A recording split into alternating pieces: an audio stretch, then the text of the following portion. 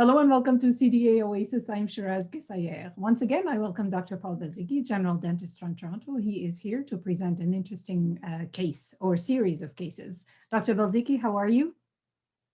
I'm well, doing the best I can during these trying times of COVID. Okay, so what is the presentation about today? In the course of a long career, and I've had one, you run into uncommon problems. And root resorption, both internal and external root resorption, are those sorts of problems. And the point I'm trying to make is you have to manage endo, perio, and restorative dentistry. And I encourage everybody to develop and have a lot of tools and protocols available at their fingertips so they can manage these unique and uncommon findings. All right, shall we go and see the cases? Yes, we shall. Welcome back, everybody. In the course of a long career, and I've had one encounters uncommon clinical entities, and root resorption is such a problem.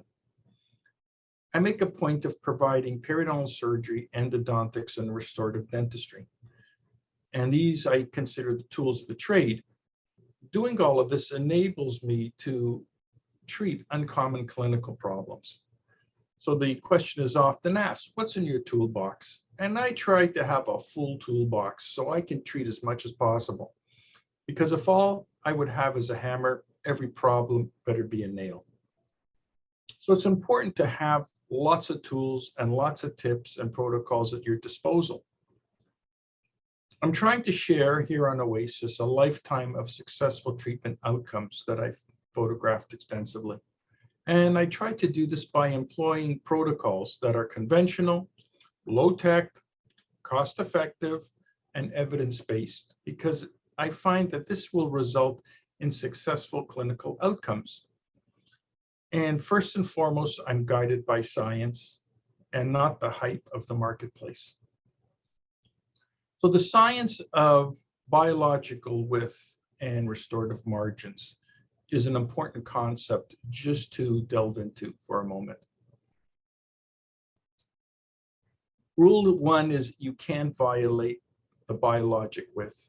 That's that delicate barrier, soft tissue barrier against the ingress of pathogens. So we know after many years instinctively, the deeper we go with our margins, our restorative margins, we're starting to get into that biologic width. We're behind the 8 ball with resorptive lesions because often they start out at the CEJ, that very part which we want to avoid.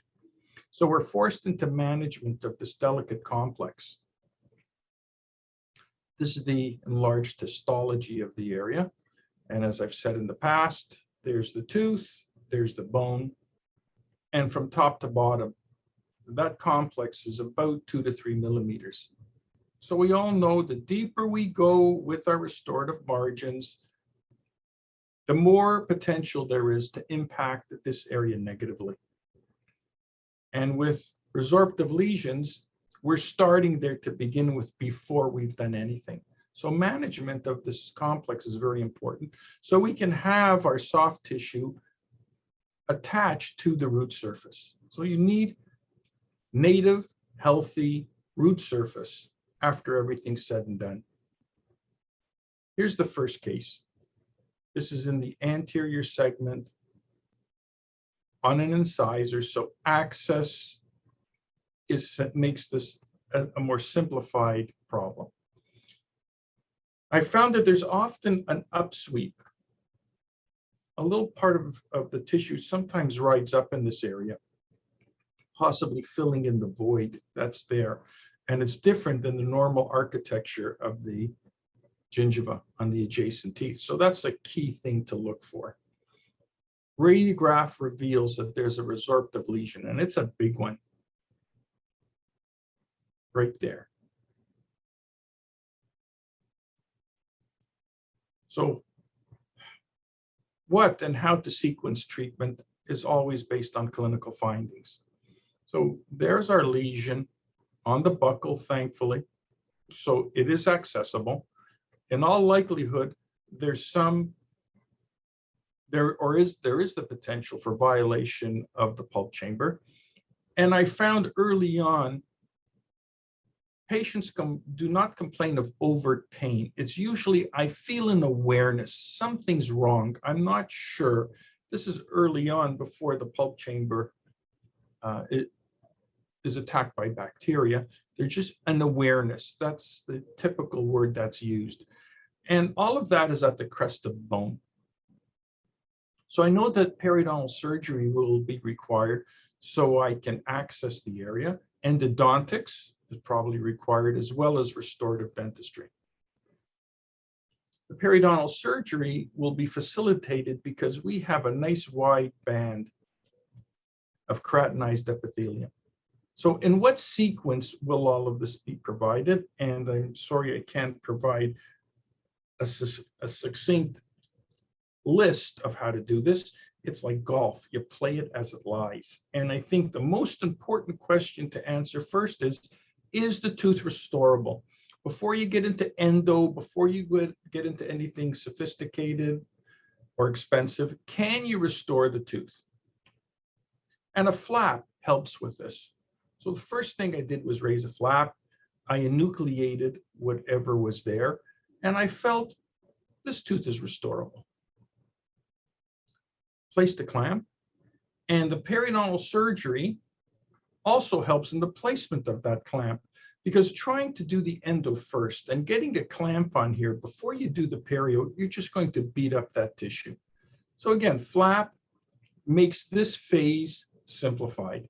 And I was able to get good moisture control.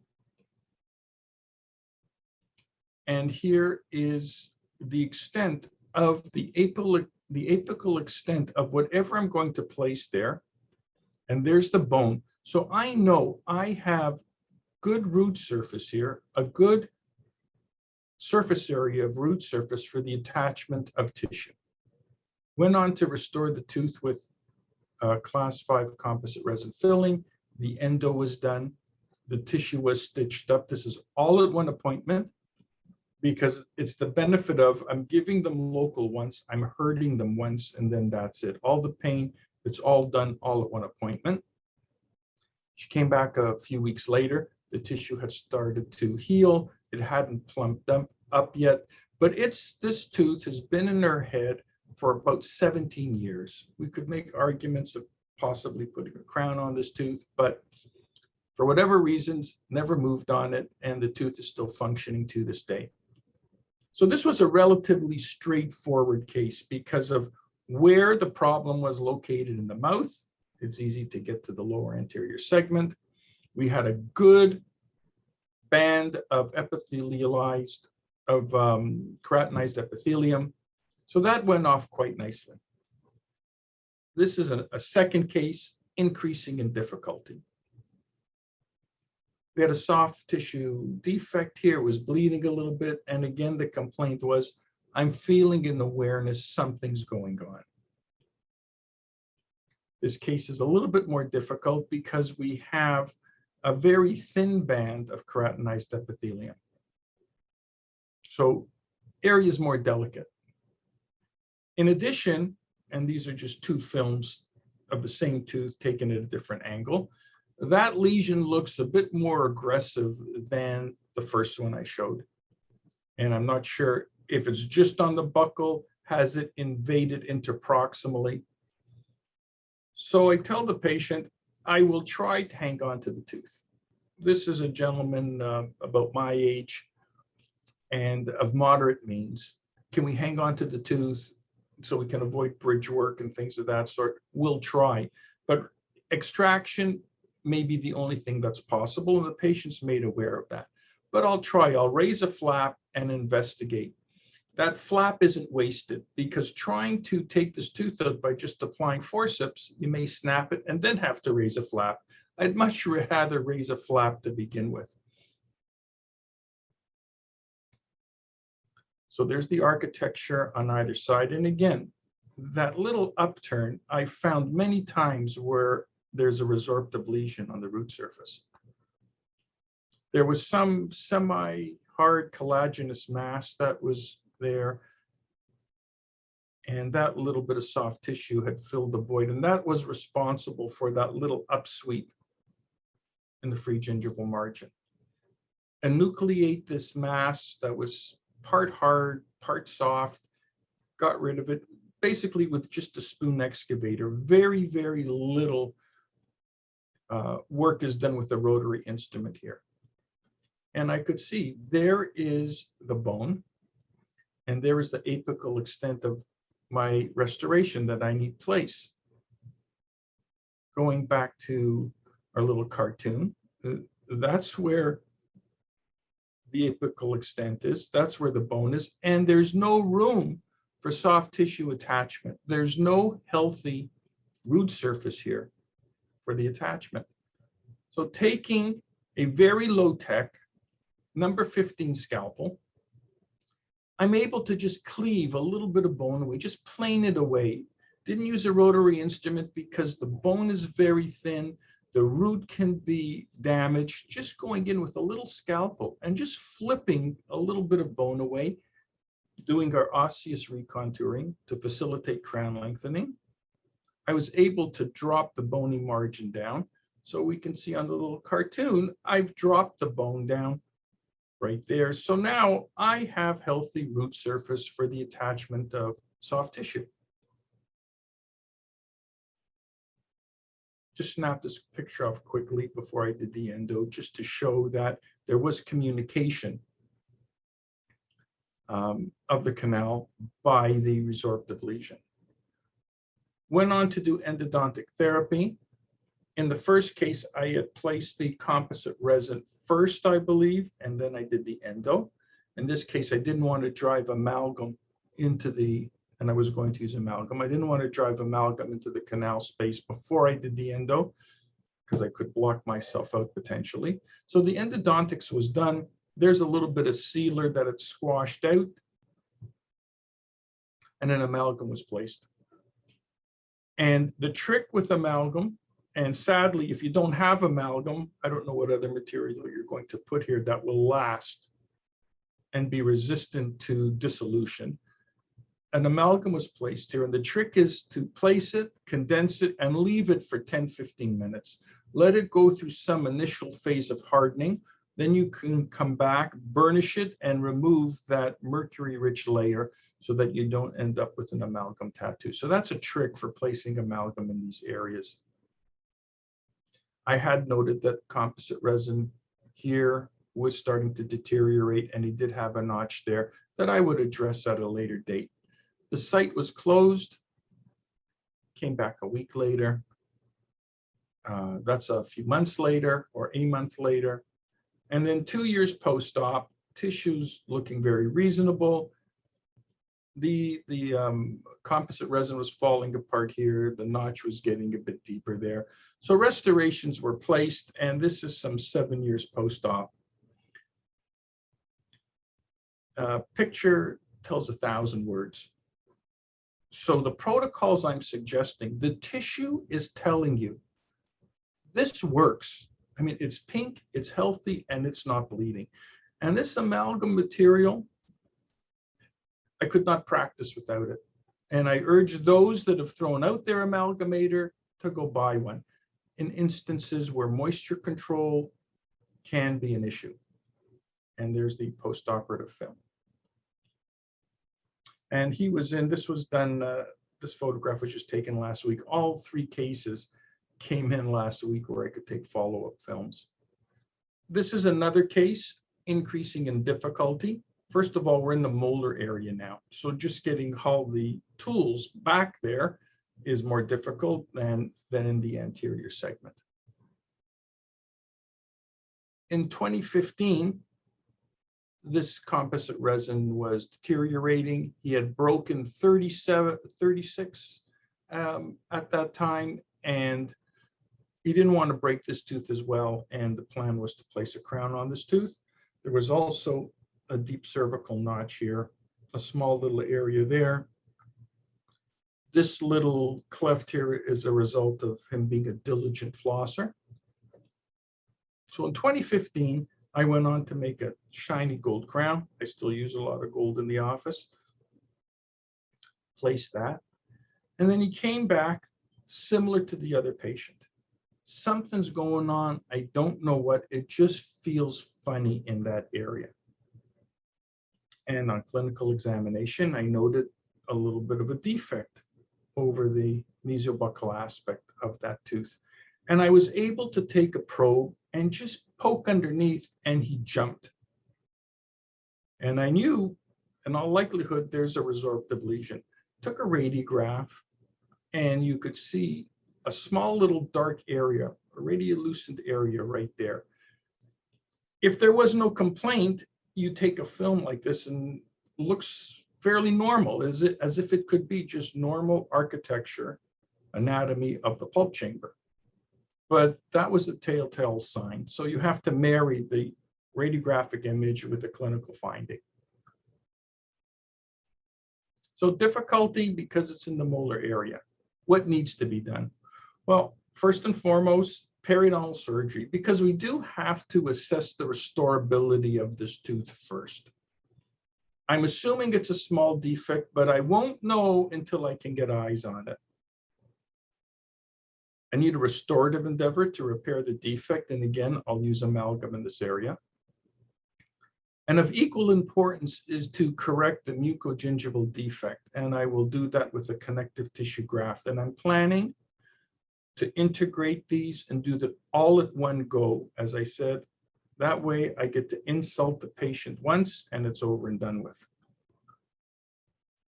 And also advising the patient, I don't think endodontic therapy is going to be required, but I don't know until I get in, because I don't know how deep this thing may go. Is there a communication with the canal? So he's advised, may need to do endo, may not. A flap is raised, and I'm planning to do connective tissue grafting at this time. So there's the flap design, which is different than what I had done previously, because I want a partial thickness flap in this area to accept donor tissue from the palate. Photoshopping some more keratinized epithelium. If I had this to begin with, then I might make a traditional incision and just elevate a full thickness flap and do what I have to do and stitch it all up. But because of that defect and the requirements for a connective tissue graft, this is a better design, and this is what I would have done had I not even had a resorptive lesion. I want to have this tissue here to firmly anchor the donor tissue. And again, partial thickness, this is bleeding periosteum and overlying soft tissue, which will provide revascularization for the donor tissue. There's the little defect. Clean the root surface as thoroughly as possible. Take a small little round burr, made a small box preparation, and that was filled with amalgam. Cleaned, burnished, waited the 10-15 minutes, got rid of any mercury-rich layer that might be produced, and then did some tetracycline slurry for some 30 seconds, 20-30 seconds. Take a radiograph and just clean up all the little bits and pieces. A lot of this debris was actually on the lingual aspect, but just to make sure that there's no amalgam hidden under the flap, potentially that might cause a amalgam tattoo. Go to the roof of the mouth and harvest a bit of connective tissue with some overlying epithelium, as is my habit. And then that was placed and inserted into the pouch that was created. And the patient came back 3 months later, and probing depths were minimal. Tissue response was lovely, and he was totally asymptomatic.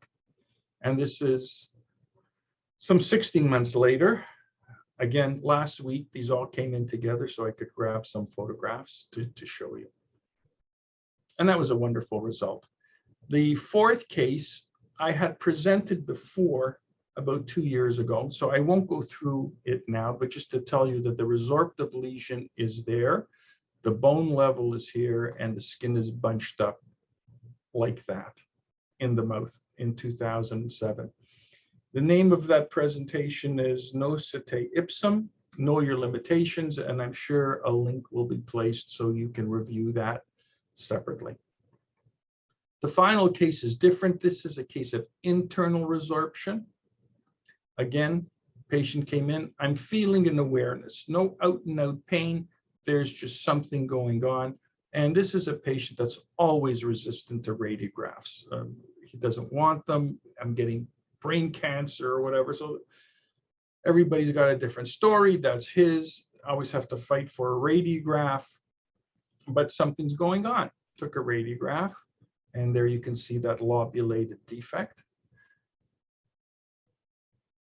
That was the radiograph 2 years prior, and here you can see just a hint. There's just something going on there, which I probably looked at and looks like a variation in pulpal anatomy. I never would have thought this was internal resorption, but there's quite a difference in the intervening 2 years.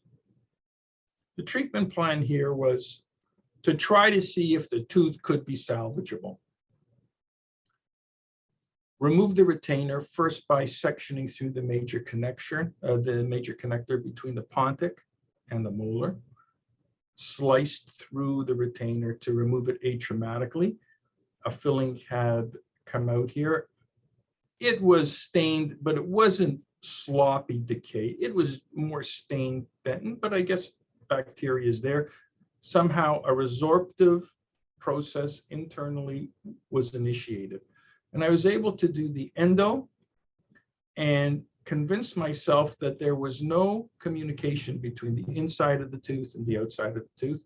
And as well, I could probe around the tooth and there was no defect indicative of something going on externally to the tooth. Endodontics was carried out. The tooth was restored with a pin retained composite buildup. There's a little bit of cement that had lodged in that lobulated area. And the idea now was to restore this area with a 4-unit bridge. I want to double abut these 2 bicuspids because this one's delicate. This one can be a problem. It's weak. I don't want to put on a 3-unit bridge and have that snap. This played into our hand because hidden was a small little area of recurrent decay under that very old amalgam. So both teeth were prepared, as well as the molar, and went on to make a 4-unit bridge, double abutting the 2 bicuspids. It was inserted. And again, he came in last week, able to snap off a picture, but he would not allow me to take a radiograph. This brings us back to the question, what's in your toolbox? And I urge everybody to have a toolbox that's filled with tips and materials to help you get through difficult and uncommon situations from here to here. Because having 1 or 2 just won't do it. I've tried to stress that high-level results can be achieved with low-tech protocols, and I want to define low-tech protocols. They're every bit as efficacious as lasers and 3D imaging and all the rest of it. Much can be accomplished. Bone removal was done with a simple scalpel blade, very, very atraumatically to the bone and the tooth surface, which is important. We don't want to initiate more resorption at a later date.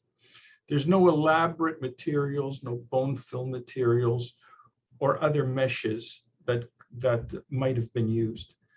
It's having a sound principles of the dental materials and the surgical techniques that can help you get through this.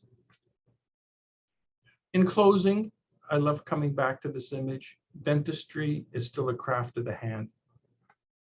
Getting through COVID, this kind of depressing time, these people coming in, taking these photographs of successful cases, I derive immense pride and satisfaction in guiding my hands to execute delicate surgical tasks.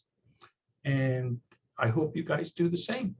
So stay safe, stay healthy. Hope to see you next time. Thanks for listening and watching. Bye-bye.